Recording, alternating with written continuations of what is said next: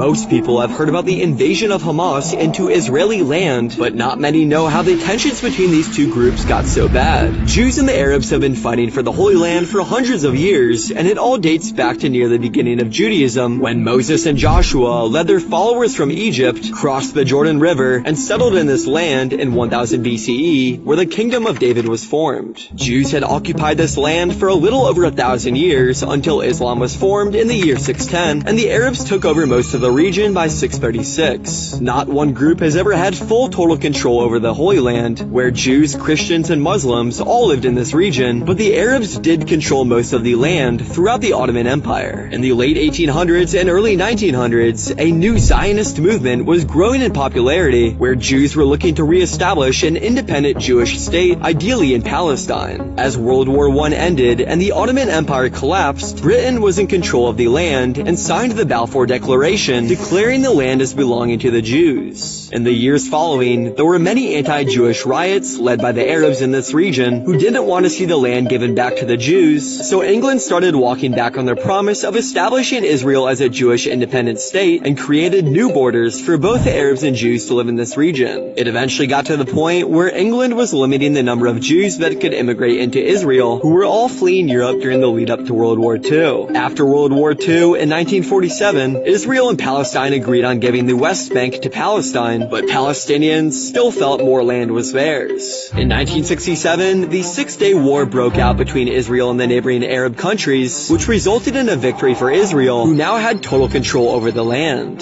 Palestinians still lived in the West Bank and Gaza Strip, but now Israel had military control over these regions in an attempt to maintain peace. This gave rise to the PLO, which is the Palestinian Liberation Organization, whose mission was to end Israeli military occupation in the Gaza Strip and West Bank, and also the more extreme group known as the Hamas, which has been labeled as a terrorist organization by virtually everyone other than the United Nations, whose main goal is to fully wipe out Israel and all the Jews. That brings us to today, where the Hamas in the Gaza Strip just entered Israel in the Kerem Shalom crossing, breaching the border fence and attacking the military base there. Hamas then passed through the Erez crossing and into Israeli towns with not much resistance. Hamas says these attacks are only the beginning of a long war.